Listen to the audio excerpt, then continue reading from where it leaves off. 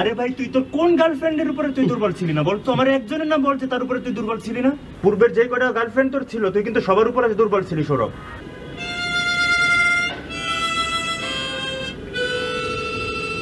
দোস্ত, রিচি তো একটা ফালতু মেয়ে, এদেরকে প্যাডে বেশি প্রশ্রয় দিস না।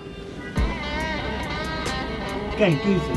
আরে আমার ওই যে সাথে সাথে রিলেশন ছিল না, এটা তো বিপাশাকে বলে দিস, আমার ফোন টোন ধরতেছে না।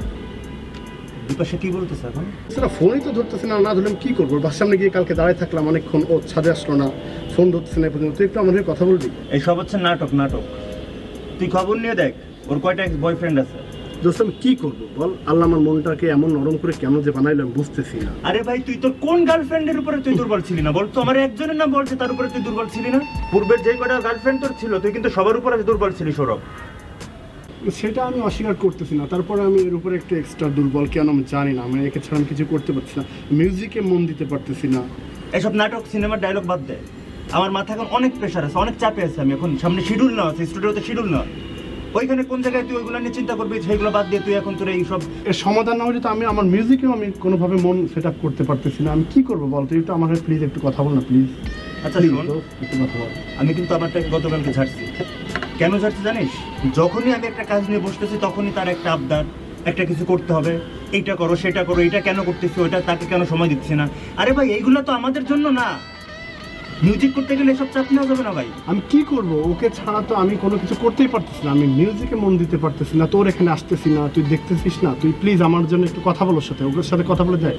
তোরা কিন্তু আমি যা দেখতেছি এটা কিন্তু ভালো দেখতেছি না। এইভাবে কিন্তু তুই মিউজিক করতে পারবি না। আরে ভাই এত দুর্বল একটা মানুষ কিভাবে হয়? এটা কেমনে সম্ভব? আমি তো সেটা বুঝি না। আল্লাহ যে কেন আমরা এইভাবে তৈরি করছে। আচ্ছা তুই ফোন বের কর, ফোন বের কর। আজকে কয় তারিখ দেখ?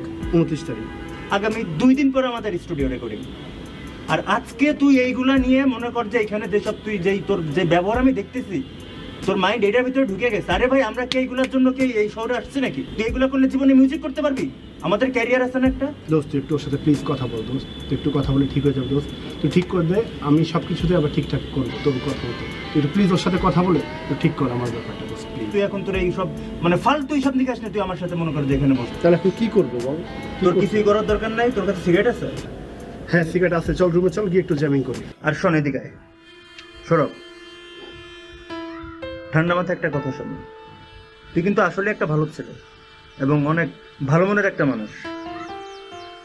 নাহলে কিন্তু তুই এত সুন্দর মিউজিক করতে পারতি না, এতদিন তুই মিউজিকটা ধরে রাখতে পারতি না। আর আমি চাই না তোর মতো একটা ছেলে এই একটা মেয়ে মানুষের জন্য নষ্ট হয়ে যাক। এটা কোনো জ্ঞান না সৌরভ। আমি আমার এই চোখে কিন্তু অনেককেই দেখেছি সে নেশা করে মেয়ে মানুষের জন্য বিভিন্ন কারণে কিন্তু ঝরে গেছে। আমি চাই না তুইও ঝরে যা। Best of luck. তোর জন্য আমার শুভকামনা রইল। এগুলো ফেলা মাথা থেকে।